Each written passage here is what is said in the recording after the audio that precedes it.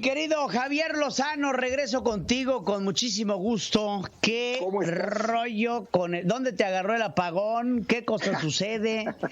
Qué lamentable. Qué vergüenza. ¿Hace cuántos años no veías algo así en México? ¿Hace 45 años que no se veía un apagón de estos 45 años. Y una falla técnica. Y le atribuyen que al Frente Frío número 23 no sean payasos, cabrón. O sea, porque ha sido... no tienen que ver nada. No tiene nada que ver. Y mira, y órale, queremos comparar gobiernos. Vamos a comparar con el de Calderón, el tuit que tú ponías. Se extinguió Luz y Fuerza del Centro. No se fue un solo minuto la luz. Lo que hacían 44,000 trabajadores lo hacen ahora 12,000. Con mucho mayor eficiencia en la CFE. Bueno, ahora con Bartlett al frente, bueno, ya no podemos hablar de la misma eficiencia que tenía antes la CFE. Pero sin duda las cosas mejoraron con la extinción de Luz y Fuerza del Centro cuando todo el sistema lo tomó la CFE. Pero al mismo tiempo avanzamos en una reforma energética en la que la CFE pasaba de ser una paraestatal a una empresa productiva del Estado mexicano y que iba a competir con otras empresas en el mundo y que se iba a poder asociar y que íbamos a poder importar también energía de otras compañías. Y eso se llama calidad, eficiencia, competitividad, productividad. Y todo eso es en beneficio de los consumidores. ¿Qué es lo que está haciendo este presidente, Rocío Nale, el incompetente de Bartlett y el resto del equipo de este gobierno? Es dar marcha atrás a todos esos avances y regresar a los monopolios tanto de CFE como de Pemex, meterle dinero bueno al malo. Y los resultados están a la vista. En pleno confinamiento, en pleno quédate en casa, dejan a más de 10 millones de mexicanos sin luz, sin una explicación hasta el momento que sea creíble. Ahora falta que nos vuelvan a echar la culpa a los neoliberales, ¿verdad? Sí, claro, al obscurantismo del neoliberalismo. 10 millones de usuarios, Javier.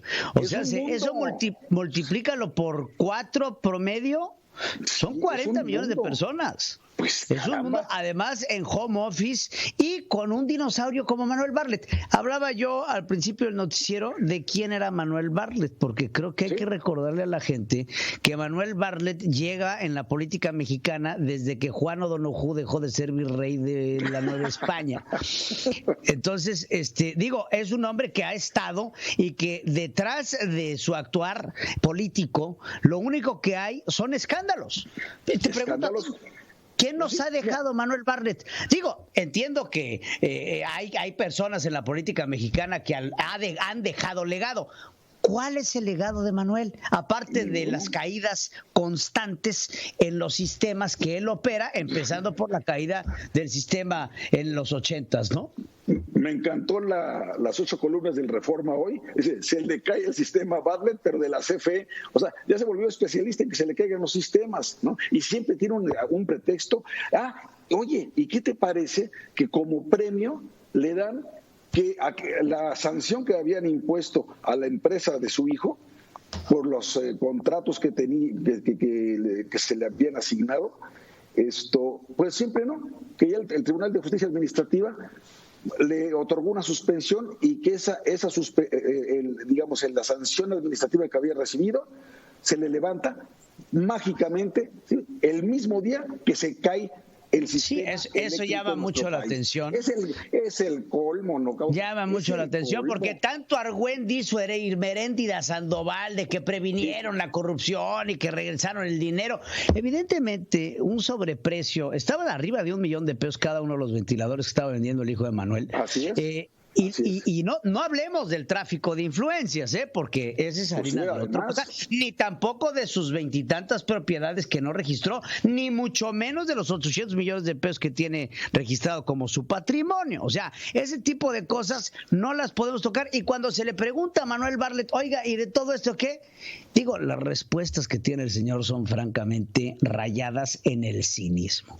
Porque lo que te dices es que mi pareja no es ni mi esposa ni mi concubina. Ergo, no obstante que llevo 20 años con ella, ¿sí?, y no vivo en la misma casa, pues no, pues si tienen 23 casas, escogen en cuál vivir cada semana, ¿no? Sí. Entonces dice, por eso no declaré nada. Es no tener madre, es verdaderamente ser un gran cínico. Y ahí sigue, pero haciéndole mucho daño. Ve nada más lo que hizo con todos estos, los gasoductos, con todos los contratos que ya estaban celebrados, formalizados. Dijo que eran leoninos, hizo una revisión de los mismos, según él, para reducir los precios, y la propia Auditoría Superior de la Federación detectó que con esto se van a perder más de 6,000 millones de dólares precisamente por la sola revisión que hizo. O sea, en lugar de castigar a los dueños de los gasoductos, los premiaron porque no sabe, como bien lo dijo Carlos Ursúa, ¿sí? Manuel Bartlett no sabe qué es el concepto de valor presente, y con base en esa ignorancia fue que se metió a revisar los contratos y están destrozando la CFE, que no es por nada, pero en los tiempos de Alfredo Elías Ayub, a mí me consta, y con el Sindicato Único de Trabajadores Electricistas de la República Mexicana, de Víctor Fuentes, la verdad es que funcionaba muy bien la CFE. ¿Qué papel crees que pueda jugar Martín Esparza, tú que conoces muy bien ese ampón? No, bueno, pues mira, él lo que está buscando es regresar a escena. Lo que él quisiera es que le den una parte del contrato colectivo de la CFE, y como financió en su momento la campaña de López Obrador, no dudes que algo le den. Ya con Peña Nieto lo tenían más o menos tranquilo porque le dieron parte de las instalaciones de Nuevo Necaxa, pero ahora con López Obrador no dudes que lo puedan meter en alguno de estas operaciones, alguna central de algún grupo se la debe. De trabajadores, y se la debe. Se la debe, porque Martín Esparza le apostó con el Sindicato Mexicano de Electricistas, Andrés Manuel López Obrador, lo vimos financiando la campaña del 2006, esta plantón en Reforma, además de todo el dinero en efectivo que se ha sacado por parte de un sindicato que yo no entiendo por qué sigue existiendo. Mira, el sindicato existe porque es un sindicato de industria. Si hubiera sido un sindicato de empresa, se hubiera extinguido junto con Luz y Fuerza del Centro. Pero como es de industria, teóricamente podría también servir a otras empresas, señaladamente la CFE o cualquier otra que se dedique a su objeto social. Por eso es que cuando nosotros extinguimos fue al organismo descentralizado Luz y Fuerza del Centro. No nos metimos con el sindicato, y al personal sindicato de Luz y Fuerza del Centro se le liquidó. Pero su dirigencia... Y se le liquidó bien, Javier, si mal no recuerdo. Se le liquidó por encima. Es la mejor liquidación que ha habido en la historia de las paraestatales en nuestro país. Ahora, hay una promesa de Andrés Manuel de regresarle el trabajo a todas las personas que fueron despedidas de Luz y Fuerza del Centro, porque no creas que se me olvida esa. Pero a ver, de promesas está lleno este año. ¿No prometió crear 2 millones de empleos? O sea, promete puras cosas que no cumple, hombre. Prometió resolver el tema de los 43 de Ayotzinapa. ¿Qué pasó? Prometió que va a rescatar a los mineros en Pasta de Conchos. O sea, hace puras promesas demagógicas. Es una mentira. Rifar el avión presidencial. No sé si viste la plana de ayer del Reforma. Rifar el avión presidencial. Es maravillosa, es de aplauso lo que hizo el Reforma, porque dice, mira, todo esto que pareciera el Día de los Inocentes fue real y pasó este año con este gobierno. O sea, sí, verdaderamente estamos viviendo como si fuera una novela de Kafka.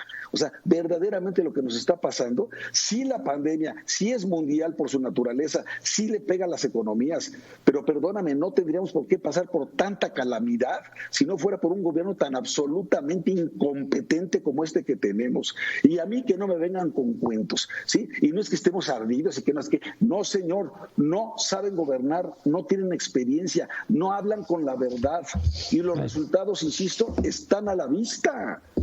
Han demostrado ser un gobierno que, más que prever los errores que pueda haber en el futuro o los problemas que pueda haber en el futuro, se dedican a administrar los errores que hubo en el pasado para seguir haciéndose los eternos víctimas y los eternos mártires, lo que no los hace más que un gobierno de improvisados. Lo dices muy bien, están administrando los problemas del pasado, pero no para corregirlos, sino para lucrar políticamente con eso. Exacto. Claro, es que lo que se busca es lucrar políticamente con electoral. Exactamente. Si tú te fijas, ahora estaba viendo una declaración en Twitter del presidente. Vamos a dar a conocer próximamente cómo se robaban el dinero antes. A ver, ¿por qué no mejor das a conocer cómo demonios nos vas a sacar de esta crisis económica, de salubridad pública, de violencia? ¿Por qué no mejor nos hablas de cómo vas a hacerle para gobernar en lugar de... O que nos digan cómo se roban el dinero ahora, ¿no? Porque... ¿O qué me van a decir que lo de Pío? Yo creo que sería interesante. Digo, nada más para ponerte un dato, mira, acaban de mandarme ahorita ahí lo tienes ya. Mira, te voy a poner una escena. Esto es un monto que se compró en gelatinas por parte de Diconsa. Se compra Diconsa en un contrato de adjudicación directa 19,499,961 pesos en gelatinas, Javier. No puede ser. No puede ser. No en una adjudicación directa. Directa, que además eso, ve nada más eso. O sea, es increíble y es para un programa de abasto rural. Entonces, no tenemos, no puede ser. En vez de este dinero, ¿dónde salió?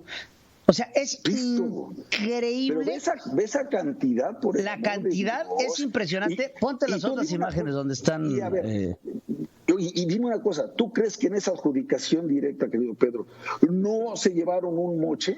¿Por qué todas son adjudicaciones directas en este gobierno? ¿Por qué todo? ¿Por qué no son licitaciones? Ve nada más. Eso es lo que llama la atención. Ahí está Diconsa, Dirección de Comercialización, el número de contrato, el código, cualquier cosa que necesiten saber, La cantidad es impresionante. Ahí está y lo compraron en gelatinas. Entonces, pues mejor que nos digan cómo es que roban ahorita, ¿no? No, pues así como lo estás viendo, así es como están robando. Cuando lo de Felipa, si no es porque lo saca Loret y lo saca Latinos, viste que el presidente hasta se carcajeó. ¿De dónde sacaron esa nota, Loret? Jaja, ¿cómo no? ¿Y qué terminaron haciendo? ¿Sí? Rescindiendo los contratos, pero como te dije, pero le brincaron otros, o sea, le rescindieron los contratos. Exacto. Y luego le brincaron otros, entonces. Y luego dice, es que nos metieron un gol, pues qué mal portero tienen, está peor que el Cruz Azul, cabrón, porque no puede ser de veras que los estén goleando como lo están goleando. Mira, eso sería de risa si no es porque es una auténtica tragedia. Parece chiste, pero es anécdota. Porque el próximo año vamos a tener 12 millones más de pobres en este país que no van a tener para comer 3 veces al día, ¿sí? Y ese es el saldo de estas políticas públicas miserables que no han servido. No es cierto que primero los pobres, no. Quieren más pobres para que coman de su mano, para que voten por ellos, pero no quieren el progreso de esos pobres, ¿sí? Y por eso ves las decisiones que están tomando. Yo veo un 2021 sumamente complicado. Qué buen tema de las vacunas al presidente, porque no hacía ningún sentido centralizar si no pueden traer unas pipas para Pemex, si no pueden vender unos pinches cachitos de la lotería del avión que no se rifó. ¿Tú crees que van a poder aplicar 120 millones de dosis de vacunas? Claro que no. Entonces nos espera un arranque de año muy difícil. Hay que entrarle con ánimo, pero hay que cuidarnos nosotros, porque verdaderamente en lugar de que el Estado esté detrás de nosotros cuidándonos en todos sentidos, ahora tenemos que cuidarnos a pesar del Estado mexicano. Fíjate lo que te digo, es muy grave. A pesar del Estado mexicano, tenemos que salir adelante. Y va a ser un año muy complicado porque viene el proceso electoral y aunque le caiga gordo al presidente, y con eso termino, aunque le caiga gordo al presidente, pero lo peor del PRI, del PAN y del PRD está en su partido, está en Morena. Y ahora ya no quiso opinar de la alianza con el Verde. Dice, yo no me quiero meter en esas cosas. Chinga, ¿cómo que no quieres meter en esas cosas? ¿Y cómo llegaste al poder?